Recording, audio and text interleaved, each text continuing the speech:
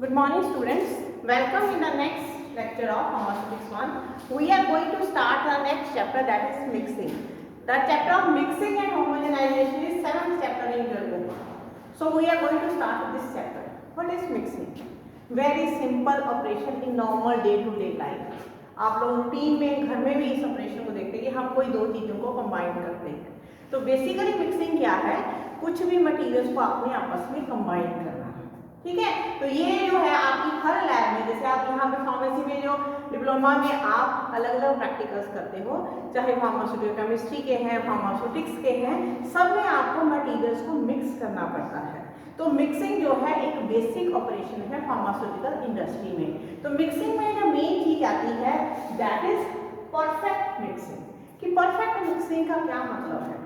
ठीक है, perfect mixing हमारी जो बेसिक रिक्वायरमेंट होती है कि हम कोई दो केमिकल्स को अगर मिक्स करते हैं तो बिल्कुल परफेक्टली मिक्स होने चाहिए. तो what is the meaning of perfect mixing? कि आप कोई दो केमिकल्स को अगर मिक्स करते हैं तो एक के पार्टिकल्स, एक मटेरियल के पार्टिकल एग्जैक्टली एडजेसेंट लाई करें दूसरे के, मतलब दूसरे मटेरियल के बिल्कुल साथ लाई करें. हर पार्टिकल, जैसे कोई आपके पास दो मटेरियल्स हैं, एक मटेरियल ए है एक बी है, आप उन दोनों को मिक्स करने लगे तो ए मटेरियल के पार्टिकल एग्जैक्टली बी मटेरियल के पार्टिकल के साथ लाई करें, उसको हम कहते हैं परफेक्ट मिक्सिंग. बट ये परफेक्ट मिक्सिंग जो है ये थ्योरेटिकल बात है. 100% परफेक्ट मिक्सिंग अचीव करना प्रैक्टिकली पॉसिबल नहीं है. कुछ ना कुछ उसमें जो है डेफिशिएंसी रह जाती है. तो डिग्री ऑफ मिक्सिंग जो है, मतलब हम जो मटेरियल्स को मिक्स करते हैं उसमें डिग्री ऑफ मिक्सिंग कैसी है, ये हमारे ऑपरेशन के ऊपर डिपेंड करता है कि हम कौन सा ऑपरेशन उसके लिए फॉलो कर रहे हैं, कौन सा मैकेनिज्म फॉलो कर रहे हैं, हमारा मटेरियल कैसा है. तो सबसे पहला क्वेश्चन जो आता है आप लोगों को कई बार सेक्शन बी में सिंपल सा क्वेश्चन पूछा जाता है कि what is the objective of mixing. कि इंडस्ट्री में मिक्सिंग करी क्यों जाती है, जरूरत क्या है, what is the objective of mixing. तो इसमें फर्स्ट जो है आपका कि simple physical mixing of materials to form a uniform mixer. आपने कोई भी मतलब प्रैक्टिकल करना है तो उसमें आपको क्या करना पड़ेगा, सिंपल फिजिकल मिक्सिंग, ताकि आपको प्रॉपर आपका मिक्सर मिल सके. आप दो पाउडर कंबाइन करते हैं, उसको पेस्टर मॉडल में मिक्स करते हैं. ठीक है, आप दो लिक्विड कंबाइन करते हैं. अब आप लोग प्रैक्टिकल कर रहे हो, क्या किया आपने, क्लोरोफॉर्म को वाटर के अंदर मिक्स किया. ठीक है, आपने पेपरमेंट ऑयल को अल्कोहल के अंदर मिक्स किया, फिर उसको आपने वाटर में मिक्स किया. पेपरमेंट ऑयल को आपने अल्कोहल के अंदर मिक्स किया. मतलब क्या है कि एक बेसिक सिंपल मिक्सिंग है, सिंपल फिजिकल मिक्सिंग है अलग अलग केमिकल्स की. ठीक है, to get uniform mixture. Second क्या है, promote chemical reaction to get uniform product. आप लोग बहुत बार कॉम्बिनेशन कंबाइन करते हो दो केमिकल्स को ताकि आपको जो परफेक्ट प्रोडक्ट मिल सके, यूनिफॉर्म प्रोडक्ट मिल सके, उसके लिए भी आप लोग मिक्सिंग करते हो. आप लोग केमिस्ट्री की लैब में प्रैक्टिकल कर रहे हो, आप देखते हो प्रॉपर्ली आप मिक्स करते हो, रिएक्शन होता है ना, रिएक्शन उसमें बहुत सारे प्रोडक्ट्स आगे प्रोड्यूस होते हैं, वहां में भी आपको प्रॉपर मिक्सिंग की जरूरत है. थर्ड क्या है, dispersion of solid in liquid to form suspension और पेस्ट. अगर मान लो आपकी जो ड्रग है वो आपके व्हीकल के अंदर सॉल्युबल नहीं है तो आप क्या करते हो, उसको डिस्पर्स कर देते हो, जहाँ सस्पेंड कर देते हो. अगर तो सॉल्युबल है तो कोई प्रॉब्लम ही नहीं है, सोल्यूशन बन जाता है. जैसे आज आप लोग प्रैक्टिकल करोगे, नॉर्मल सलाइन बनाओगे तो सोडियम क्लोराइड है वाटर में सॉल्युबल है, कोई प्रॉब्लम नहीं है. बट बहुत बार ऐसा होता है आपकी जो ड्रग है वो व्हीकल में सॉल्युबल नहीं है, तो आपको उसको अच्छे से मिक्स करना पड़ता है उसको डिस्पर्स करने के लिए. उसको हम बोलते हैं सस्पेंशन. ठीक है, इनसॉल्युबल ड्रग है आपकी, और अगर वो सेमी सॉलिड फॉर्म में है तो पेस्ट की फॉर्म में कन्वर्ट हो जाती है. ऐसे ही है dispersion of two immiscible liquids to form an emulsion. अब इमल्शन की जो आपको पता ही है, बेसिक फर्स्ट चैप्टर में मैंने सारा इमल्शन के बारे में आपको कराया हुआ है.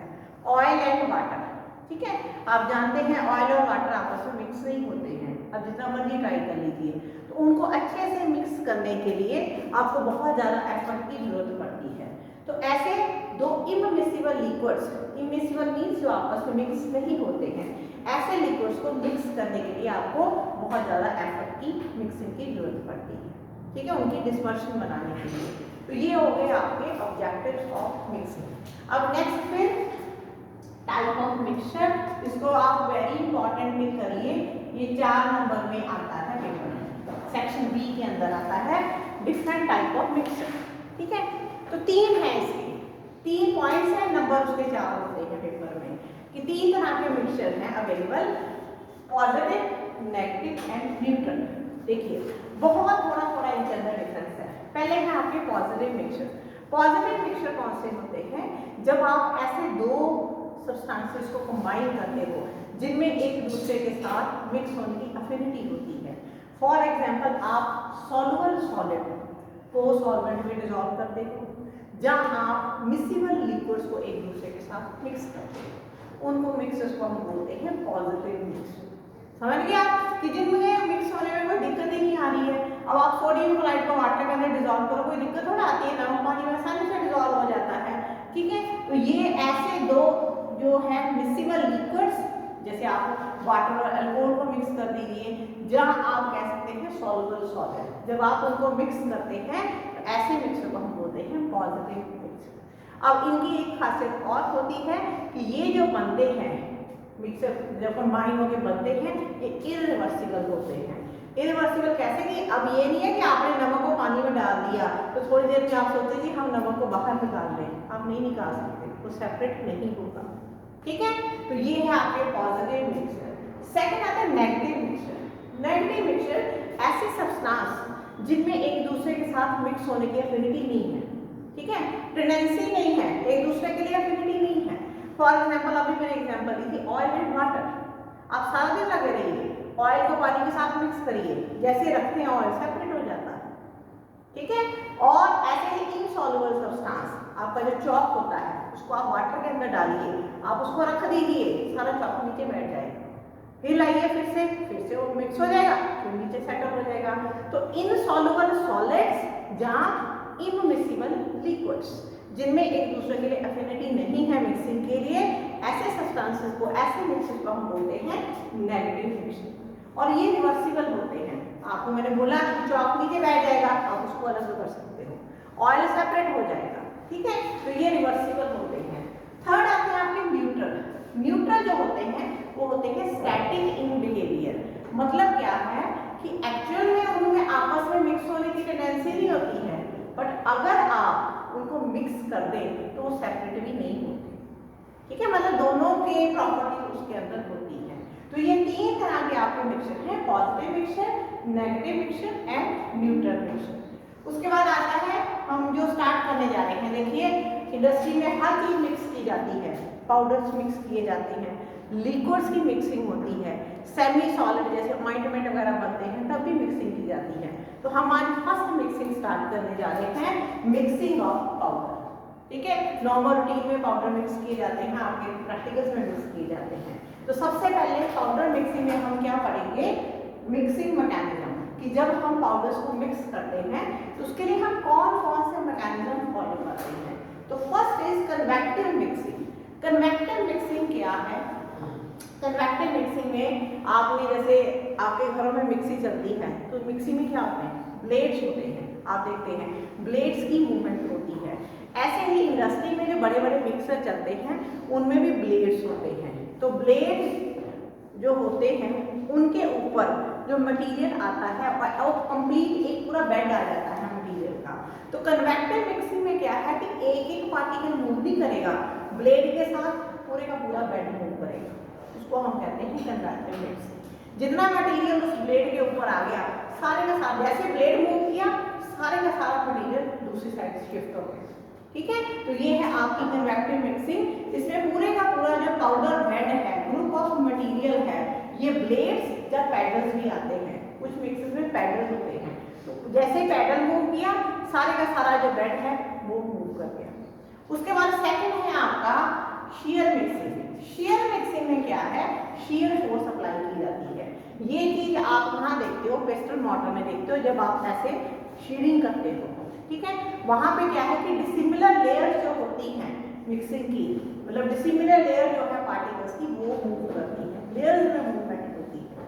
और थर्ड जो है आपकी डिफ्यूजन मिक्सिंग। डिफ्यूजन मिक्सिंग में क्या है, रैंडम मिक्सिंग। आप लोगों ने डिफ्यूजन पढ़ा होगा फिजिक्स में, तो इसमें रैंडम मूवमेंट ऑफ पार्टिकल्स है। कोई फिक्स नहीं है कि पूरा बेड मूव करेगा, कोई भी पार्टिकल किधर को भी मूव कर सकता है, ठीक है। तो वो जो पार्टिकल्स होते हैं वो अपनी रैंडम पोजीशन एक दूसरे के रिलेटिव जो है चेंज करते रहते हैं। तो ये है आपकी shear मिक्सिंग। अब ये जो आपकी 3 तरह के मैकेनिज्म है, इन मैकेनिज्म में सिंगल मैकेनिज्म बहुत कम मशीनों में फॉलो किया जाता है, एक से ज़्यादा मैकेनिज्म जो होते हैं वो मशीन में फॉलो किए जाते हैं।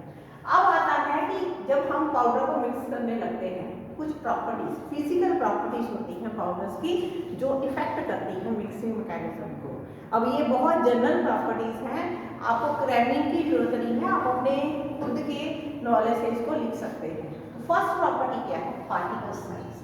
अगर देखिए पार्टिकल साइज एक जैसा होगा, जब आप दो चीजें मिक्स करने जा रहे हैं, अगर पार्टिकल साइज एक जैसा होगा तो आपको मिक्सिंग में दिक्कत नहीं आएगी।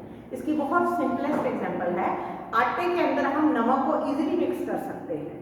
जो शुगर है, चीनी डाली, चीनी सेपरेट होनी स्टार्ट हो जाती है, ऐसे ही होता है ना। क्यों? क्योंकि आटे का और नमक का पार्टिकल साइज एक जैसा होता है, तो उनकी मिक्सिंग आपके लिए आसान होती है।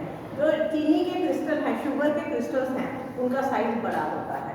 यही चीज इंडस्ट्री में है कि अगर आप दो सब्सटेंस जो मिक्स कर रहे हैं उनके पार्टिकल साइज एक जैसे हैं तो आपको मिक्सिंग में प्रॉब्लम कम आती है। तो इसलिए कई बार क्या होता है कि हम जब मिक्सिंग करने लगते हैं तो हम अगर किसी एक प्रोडक्ट का पार्टिकल साइज बड़ा है तो उसको हम पहले रिड्यूस करते हैं। सेकंड क्या है? Particle shape. पार्टिकल शेप का भी अपना रोल है। जो स्फेरिकल शेप है वो आइडियल मानी जाती है मिक्सिंग के लिए, कि अगर आप जो मटेरियल्स को मिक्स कर रहे हैं उनके पार्टिकल्स की अगर शेप स्फेरिकल है तो मिक्सिंग में आपको कोई प्रॉब्लम नहीं आती है, ठीक है। अब जो इररेगुलर शेप होती है उसमें मान लो कुछ पार्टिकल्स हैं जिनकी शेप इररेगुलर है, तो वो इररेगुलर शेप वाले जो पार्टिकल्स होते हैं एक दूसरे के साथ एंटेंगल हो जाते हैं, अटैच हो जाते हैं। उसके बाद थर्ड क्या है? Particle attraction. अब आप जानते हैं बहुत सारे पार्टिकल्स के ऊपर इलेक्ट्रोस्टैटिक चार्ज होता है, किसी के ऊपर पॉजिटिव चार्ज होता है, किसी के ऊपर नेगेटिव चार्ज होता है। तो आप ये भी जानते हैं कि opposite charge attract each other, ठीक है।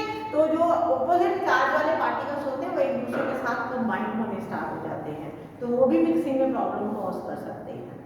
Next is material density. अब एक मटेरियल जो हैवी है और एक मटेरियल लाइट है, तो भी आप समझ सकते हैं कि मटेरियल को मिक्स करने में आपको कितनी दिक्कत आएगी। जो हैवी मटेरियल होगा वो नीचे की तरफ जाएगा, वो नीचे सेटल हो जाएगा, लाइट मटेरियल ऊपर आ जाएगा। तो इसलिए मटेरियल डेंसिटी का बहुत बड़ा रोल है मिक्सिंग मैकेनिज्म में, कि हम मोस्टली यूज करते हैं कि मटेरियल जो हम मिक्स करने जा रहे हैं उसकी डेंसिटी एक दूसरे के साथ मिलती जुलती हो। और लास्ट क्या है? Proportion of material. ये चीज बड़ी इंपॉर्टेंट है। ये चीज आप सेकेंड ईयर में प्रैक्टिकल्स में परफॉर्म करके देखोगे कि जैसे मान लीजिए आपको 5 ग्राम और 5 ग्राम मिक्स करना है।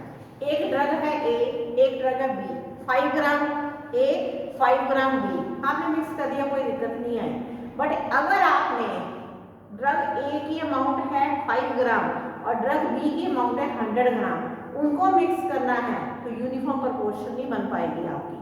तो आपको डिल्यूशन मेथड से धीरे धीरे असेंडिंग ऑर्डर में मिक्स करना पड़ेगा। कैसे मिक्स करेंगे? पहले आप 5 ग्राम ए लेंगे और 5 ग्राम बी लेंगे, दोनों को मिक्स कर लेंगे। कितना बन गया? 10 ग्राम। 10 ग्राम उस मिक्सचर में आप 10 ग्राम बी डालेंगे, हो गया 20 ग्राम मिक्सचर में 20 ग्राम बी डालेंगे और, ठीक है, 40 ग्राम मिक्सचर में 40 ग्राम बी डालेंगे और 80 हो गया। फिर बाकी का बचा हुआ आप उसके अंदर डाल देंगे। ऐसे मिक्स करेंगे तो जो है यूनिफॉर्म मिक्सिंग हो पाएगी, नहीं तो यूनिफॉर्म मिक्सिंग नहीं हो पाएगी। असेंडिंग ऑर्डर में आप ऐसे मिक्स करेंगे। तो ये 5 आपकी फिजिकल प्रॉपर्टीज हैं जो एक परफेक्ट मिक्सिंग को इफेक्ट करती हैं। अब आ रही है जो equipment use for mixing of powder. Powder की मिक्सिंग के लिए हम जो मशीनें यूज करते हैं इंडस्ट्री में उनको हम मिक्सर बोलते हैं। लैब में आप लोग पिस्टन मोटर यूज करते हो, आप लोग प्रैक्टिकल करोगे, आप देखोगे पिस्टन मोटर में आप मिक्सचरेशन करोगे, सामने बने होते हैं आप मिक्सचर पे, ठीक है। तो जो मिक्सर यूज हो रहे हैं, first is tumbler mixer. Tumbler mixer क्या है? एक मेटल की बड़ी सारी वेसल है। आजकल मार्केट में बहुत सारी शेप्स में आ रही है, क्यूबिकल आ रहे हैं, बी शेप आ रहे हैं, वाई शेप आ रहे हैं, सिलेंड्रिकल आ रहे हैं। आपने इसके अंदर जिस भी मटेरियल को, मेटल की वेसल है, जो भी मटेरियल आपने मिक्स करना है आप इसके अंदर फिल कर देते हैं और उसके उसके बाद आप इसको ये दोनों तरीके से मैनुअली भी मूव कर सकते हो और इलेक्ट्रिकली भी, इसके अंदर मोटर लगी होती है तो इलेक्ट्रिकली भी आप इसको मूव कर सकते हो। जब आप इसको मूव करते हो तो बिल्कुल स्लो रोटेशन होती है और आपका जो मटेरियल है वो स्लोली मूव करना स्टार्ट कर देता है, ठीक है, उससे मिक्सिंग होनी स्टार्ट हो जाती है। तो ये जो आपके जो टम्बलर मिक्सर है इसमें बस थोड़ी बहुत ये दिक्कत आती है, इसकी डेफिशिएंसी क्या होती है कि इसमें कई बार जो साइडों में लगा हुआ मटेरियल है वो प्रॉपरली मिक्स नहीं हो पाता, सिर्फ सेंटर वाला जो मटेरियल है उसकी प्रॉपर मिक्सिंग होती है। तो ये है आपका टम्बलर मिक्सर, बड़ी कॉमन सी बड़ी सिंपल सी मशीन है कि इसमें जो रोटेशन है बिल्कुल स्लो रखेंगे हम, मैनुअली भी मूव किया जा सकता है, इलेक्ट्रिकली मूव किया जा सकता है। एक टब होता है बड़ा सा मेटल का, उसके अंदर जो मटेरियल आपने मिक्स करना है आप डाल देते हैं, आप उसको हिलाते हैं, बिल्कुल स्लो रोटेशन और उससे मटेरियल जो है मिक्स हो जाता है। अब इसमें जो टम्बलर मिक्सर है इसमें जो डेफिशिएंसीज हैं उनको हम कैसे ओवरकम करते हैं, हम इसकी modification that is double cone blender, जो नॉर्मल रूटीन प्रैक्टिस में भी आपने देखा होगा, आपकी बुक में इसका डायग्राम है तो आपने इसके डायग्राम की प्रैक्टिस करनी है। ये जो डायग्राम है इसमें क्या है, दो कोन है, एक कोन ऊपर की तरफ है, एक कोन नीचे की तरफ है। जो वेसल है उसमें दो कोन है। अब ये जो वेसल है देखिए ये बहुत इंडस्ट्री में यूज होता है मिक्सर, इसमें 5 kg से लेकर 200 kg कैपेसिटी तक जो वेसल है, ठीक है, उसकी इतनी कैपेसिटी है। अब ये जो कैपेसिटी है इस कैपेसिटी को आपने पूरा फिल नहीं करना। मान लीजिए 200 kg कैपेसिटी का आपका मिक्सर है, उसको आपने फिल कितना करना है 50 to 60%, यानी अगर 200 किलो की कैपेसिटी है तो आपने 100 kg या 120 kg आपने उसके अंदर मटेरियल डालना है, क्योंकि आपको उसको मूव करने के लिए मटेरियल को स्पेस देनी है, ठीक है। और इसकी स्पीड ऑफ रोटेशन क्या रखनी है आपने 30 to 100 RPM, एक मिनट में 30 से लेके 100 रोटेशंस होनी चाहिए। RPM मींस रोटेशंस पर मिनट, ठीक है। तो इतनी जो स्पीड ऑफ रोटेशन मतलब इतनी स्लो ये मूव करता है। और इसके अंदर यही नहीं होता कि टम्बलिंग एक्शन है, इसमें शीयर एक्शन भी हो सकता है। शीयर एक्शन कैसे हो सकता है, इसके अंदर हम ब्लेड्स भी लगा देते हैं तो ब्लेड्स की हेल्प के साथ शीयर प्रॉपर्टीज भी आ जाती है, मटेरियल और अच्छे से आपका मिक्स हो जाता है। तो ये जो आपका डबल कोन ब्लेंडर है अलग अलग कैपेसिटी का इंडस्ट्री में बहुत ही पॉपुलर है, ठीक है। तो आज हमने ये दो मशीन्स की हैं, जो पाउडर की मिक्सिंग है उसमें बहुत सारी मशीन यूज होती है, तो आज आपने ये दो की हैं। एक की जो डेफिशिएंसीज है वो दूसरे में ओवरकम करने की कोशिश की गई है। Thank you.